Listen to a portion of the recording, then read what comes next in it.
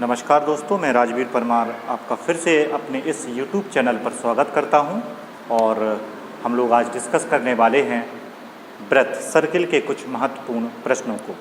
तो देखिए सर्किल के महत्वपूर्ण प्रश्न। तो पहला प्रश्न है, प्रश्न को नोट करिए, उसके बाद फिर सॉल्यूशन करेंगे। पहला प्रश्न जो है आपका, पहला प्रश्न, किसी वृत्त का क्षेत्रफल 1386 वर्ग मीटर है, 1386 वर्ग मीटर है, उसकी परिधि बताइए। ठीक है, किसी वृत्त का क्षेत्रफल जो दिया है 1386 वर्ग मीटर, किसी वृत्त का क्षेत्रफल 1386 वर्ग मीटर है, 1386 वर्ग मीटर है, इसकी परिधि निकालनी है। तो परिधि क्या होगी? तो परिधि होती क्या है? बेसिकली परिधि होती है 2πr। परिधि क्या कहलाती है? इस वृत्त की लंबाई को हम परिधि कहते हैं। ये जो बाउंड्री है इसकी लंबाई को परिधि कहते हैं, तो 2πr। यदि हमारे पास r होगा तो हम परिधि निकाल लेंगे। ठीक है, तो r कैसे मिलेगा? जो दिया है उसी का फॉर्मूला लगा दीजिए। तो दिया क्या है? क्षेत्रफल। क्षेत्रफल क्या होता है? πr² बराबर 1386। ठीक है, तो r² बराबर क्या हो जाएगा? r² बराबर 1386 इंटू 7 क्रॉस मल्टीप्लिकेशन में और अपॉन में 22। अब इसको कैलकुलेशन करेंगे, 11 से ये 2 बार कट जाएगा, 11 एकम 11 दूनी 22 और ये 6, 2 छक्के 12, 2 तिया 6। r² बराबर 63 इंटू 7, 7 तिया 21, ये आ जाएगा 441। 441 का वर्गमूल निकालेंगे तो आ जाएगा 21। r की वैल्यू क्या आ गई? 21 आ गई। अब क्या करेंगे? यहाँ रख देंगे परिधि में 2π और r की वैल्यू क्या है? r की वैल्यू है 21, 7 तिया 21। ठीक है, 3 दूनी 6, 6 दूनी 12 और 6 दूनी 12, 132 मीटर। ये आ गई परिधि। ठीक है ना। चलिए अगला प्रश्न हम लोग डिस्कस करते हैं। मतलब पहला प्रश्न हो गया, अब हम दूसरा प्रश्न देखने वाले हैं। दूसरा प्रश्न नोट करिए। यदि एक अर्धवृत्त का परिमाप 36 सेंटीमीटर है, यदि एक अर्धवृत्त का परिमाप 36 सेंटीमीटर है, कितना है अर्धवृत्त का परिमाप? 36 सेंटीमीटर है, तो आपको क्या निकालना है? उसका व्यास क्या होगा? अर्धवृत्त का परिमाप दिया है, एक अर्धवृत्त है, उसका परिमाप है 36 सेंटीमीटर। ठीक है ना। इसका हमें व्यास निकालना है। ये अर्धवृत्त, आधा वृत्त, सेमी सर्किल। तो परिमाप क्या होता है? अर्धवृत्त का परिमाप πr + 2r बराबर दिया है 36। तो यहाँ पर r कॉमन आ गया, फिर यहाँ से क्या बचा? पाई, और यहाँ से बचा 2, क्योंकि कॉमन मतलब क्या होता है? भाग देना। r का भाग हम इस टर्म्स में देंगे, πr में हम r का भाग देंगे तो क्या बचेगा? पाई, और r का भाग 2r में देंगे तो क्या बचेगा? 2 बराबर 36। r पाई की वैल्यू क्या है? 22/7 + 2 बराबर 36। अब 22/7 में क्या प्लस करना है? 2 प्लस करना है। तो कैसे करेंगे? देखिए प्लस करने का तरीका, 7 का गुणा करते हैं 2 में तो 14 आ जाएगा, और 14 22 में जुड़ जाएगा तो क्या हो जाएगा? 36, और बटे में क्या आ जाएंगे? 7 इंटू r बराबर 36। 36 से 36 कैंसिल, r बराबर क्या आ गया? 7 आ गया। ठीक है, r बराबर 7 आ गया। तो व्यास क्या होगा? ये व्यास है, तो व्यास क्या होता है? 2r, त्रिज्या का दुगना, 2 इंटू त्रिज्या, और त्रिज्या क्या निकली अपनी? 7। 2 इंटू 7 कितना आ गया? 14 सेंटीमीटर। ठीक है ना। तो आपको ध्यान रखना है कि जो भी दिया रहता है सवाल में उसका फॉर्मूला तो लगाना ही है। जैसे इसका परिमाप दिया था, परिमाप क्या होता है? ये बाउंड्री, ये बाउंड्री होती है। तो परिमाप दिया था तो परिमाप का फॉर्मूला लगा दिया, बराबर 36। ठीक है ना। अब r पाई + 2 बराबर 36। r पाई की वैल्यू क्या होती है? 22/7 + 2 बराबर 36।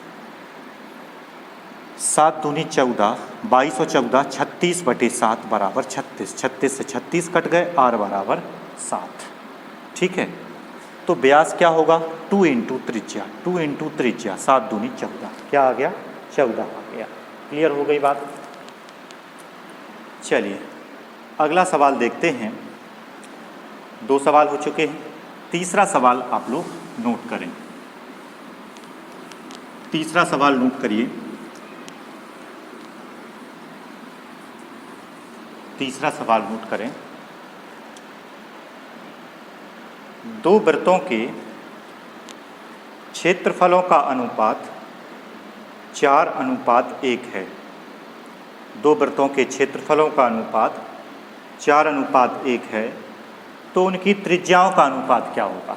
क्षेत्रफलों का अनुपात दिया है और त्रिज्याओं का अनुपात पूछा है। ठीक है, 2 वृत्त हैं, उनके क्षेत्रफलों का अनुपात दिया है 4:1। क्षेत्रफलों का अनुपात दिया है और क्या पूछा है? त्रिज्याओं का अनुपात पूछा है। तो आपको क्या करना है? क्षेत्रफल का जब भी अनुपात दिया हो और त्रिज्याओं का अनुपात पूछा है तो उनका वर्गमूल निकाल दीजिए। 4 का वर्गमूल क्या होता है? 2, और 1 का वर्गमूल क्या होता है? 1। तो 2 और 1 आ गया।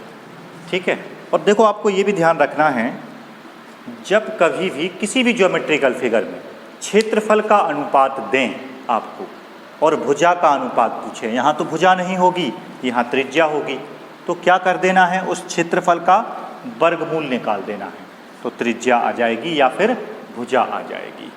क्लियर हो गई बात?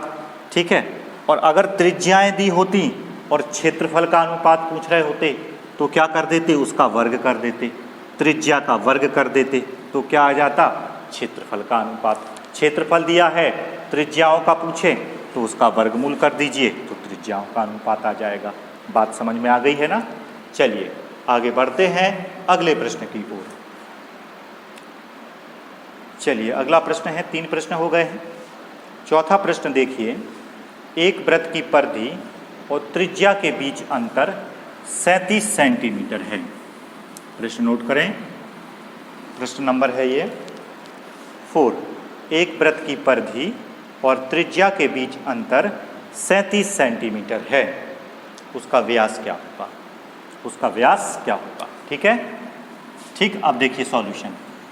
एक वृत्त की परिधि, परिधि क्या होती है? 2πr, और त्रिज्या, त्रिज्या का अंतर क्या है? 37 सेंटीमीटर।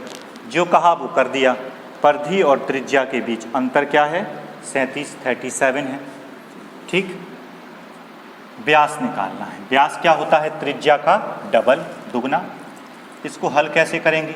इन दोनों पदों में r कॉमन आ रहा है, कॉमन ले लिया। कॉमन मतलब भाग देना। r का भाग दिया 2πr में, 2πr में, तो r से r तो कैंसिल हो जाएगा, 2π आएगा यहाँ से, 2π माइनस r का भाग r में दिया 1 बराबर 37 r। 2 इंटू पाई का मान क्या होता है? 22/7 माइनस के 1 बराबर 37। ये क्या हो गया? 22 दूनी 44, तो 44/7 लिखे हैं ये, 44/7। 44/7 में से 1 घटाना है, तो कैसे घटाते हैं? 7 एकम 7। 44 में से 7 गए, 37/7 इंटू r बराबर 37। 37 से 37 कैंसिल हो जाएगा, r की वैल्यू क्या हो जाएगी? 7। ठीक है, इसीलिए व्यास क्या होगा?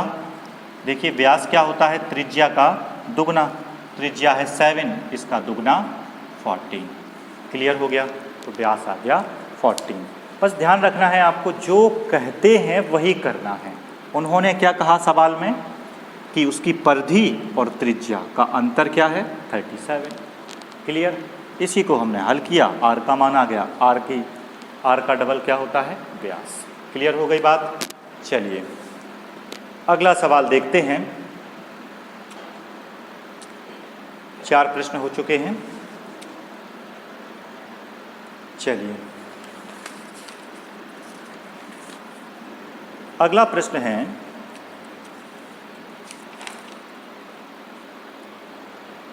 हाँ 5वां प्रश्न। एक वृत्त की त्रिज्या 14 मीटर है, तो इसकी परिधि होगी। एक वृत्त की त्रिज्या 14 मीटर है, तो इसकी परिधि होगी। वृत्त की त्रिज्या कितनी दी है? 14 मीटर, तो उसकी परिधि आपको निकालनी है। एक वृत्त की त्रिज्या दी है 14 मीटर, तो इसकी परिधि निकालनी है। परिधि मतलब इसकी लंबाई, बाउंड्री की लंबाई। तो क्या होती है परिधि? 2 पाई और आर की वैल्यू क्या है? 14। बड़ा ही आसान सवाल। 7 दूनी 14, 22 दूनी 44, दूनी 88। 88 मीटर क्या हो जाएगी? परिधि। और परिधि क्या होती है? बाउंड्री। इसको ध्यान रखना, बाउंड्री होती है। तो 5 प्रश्न हल हो चुके हैं। चलिए 6वें प्रश्न पे आइए। 6वें प्रश्न पे आइए, आप लोग नोट करें 6वां प्रश्न। देखिए इस सेशन में हम हर वीडियो में कम से कम 10 से 12 प्रश्न तो हल करते ही हैं। देखिए 6वां प्रश्न, 2 वृत्तों के अर्धव्यास का अनुपात 3:2 है। 2 वृत्तों के अर्धव्यास हैं, 2 वृत्त हैं, उनके अर्धव्यास हैं। अर्धव्यास क्या कहलाते हैं? त्रिज्या। अर्धव्यास, अर्धव्यास का अनुपात क्या है? 3:2 है। ठीक है, अर्धव्यासों के अनुपात 3:2 हैं। उनके क्षेत्रफल का अनुपात क्या होगा? क्षेत्रफल का अनुपात पूछा है। ठीक है, ये प्रश्न हो गया। प्रश्न क्या था? 2 वृत्तों के अर्धव्यासों का अनुपात 3:2 है, उनके क्षेत्रफलों का अनुपात क्या होगा? तो बताइए क्या करोगे? व्यास दिया है, अर्धव्यास मतलब त्रिज्याएं दी हैं, और क्षेत्रफल पूछ रहे हैं। क्षेत्रफल का अनुपात तो क्या कर देते हैं? वर्ग। 3 का वर्ग करेंगे तो 9 आ जाएगा, और 2 का वर्ग करेंगे तो 4। ये क्या आ गया? क्षेत्रफलों का अनुपात।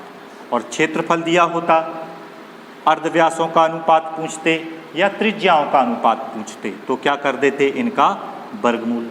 9 का वर्गमूल 3 और 4 का वर्गमूल 2, स्क्वायर रूट। ठीक है, चलिए आगे बढ़ते हैं इसी क्रम में। और 6 प्रश्न हल हो चुके हैं। 7वें प्रश्न पे आइए। एक गोलाकार क्षेत्र का क्षेत्रफल 616 वर्ग किलोमीटर है। एक गोलाकार क्षेत्र है, उसका क्षेत्रफल है 616 वर्ग किलोमीटर। नोट करें, 616 वर्ग किलोमीटर है। 7वां प्रश्न है ये। एक गोलाकार क्षेत्र का क्षेत्रफल 616 वर्ग किलोमीटर है। 22 किलोमीटर प्रति घंटा की रफ्तार से बाहर चक्कर लगाने में इसको कितना समय लगेगा? 22 किलोमीटर प्रति घंटा की रफ्तार से इसको चक्कर लगाने में कितना समय लगेगा, ये पूछा है। ठीक है, तो देखिए एक वृत्ताकार क्षेत्र है, एक वृत्ताकार क्षेत्र है, इसका क्षेत्रफल क्या है? इसका क्षेत्रफल दिया है 616 वर्ग किलोमीटर। 616 वर्ग किलोमीटर इसका क्षेत्रफल दिया है, 616 वर्ग किलोमीटर। और पूछ क्या रहे हैं? आपसे पूछ रहे हैं कि इसको एक चक्कर लगाने में, जैसे यहाँ से ये चले और फिर यहीं पर आ जाए, और इसकी स्पीड क्या है? 22 किलोमीटर प्रति घंटा। यहाँ से चलना स्टार्ट करे और फिर से यहीं पर आ जाए, तो इसे कितना वक्त लगेगा, कितना समय लगेगा, ये पूछा है आपसे। ठीक है, तो देखिए समय पूछा है, जो पूछा है समय, एक चक्कर में समय बराबर क्या होता है? दूरी बटे चाल। और दूरी कितनी तय करना है उसे? एक चक्कर में, एक चक्कर की दूरी। दूरी क्या है? तो एक चक्कर की दूरी, एक चक्कर की दूरी। स्पीड हमें मालूम ही है 22 किलोमीटर प्रति घंटा। हमें क्या निकालना है? एक चक्कर में वो कितनी दूरी तय कर लेगा। तो एक चक्कर की हमें दूरी निकालना है, और एक चक्कर की दूरी क्या कहलाती है? परिधि। एक चक्कर की दूरी क्या कहलाती है? परिधि। तो हमें परिधि निकालना है। एक चक्कर की दूरी क्या कहलाती है? परिधि, मतलब 2 पाई r। एक चक्कर की दूरी को आप परिधि भी निकाल सकते हो, परिधि, परिधि अपॉन 4। ठीक है, ऐसा भी लिख सकते हो। तो हमें परिधि निकालना है 2 पाई r। तो वो कैसे मिलेगी?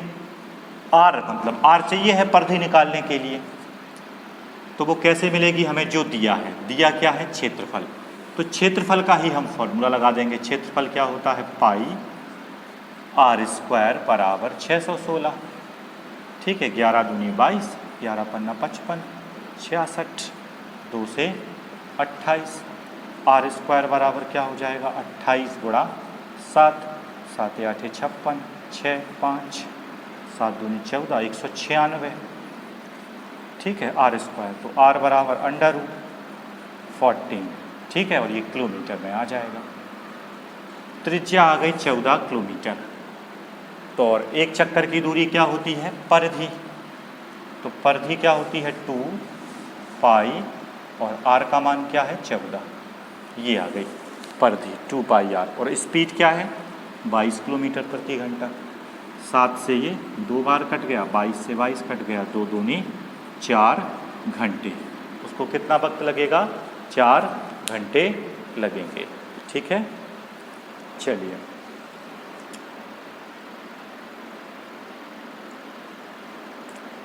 अगला प्रश्न देखिए।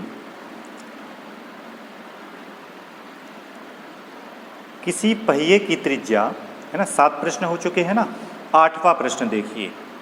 किसी पहिए की त्रिज्या 21 सेंटीमीटर है। 8वां प्रश्न नोट करिए। किसी पहिए की त्रिज्या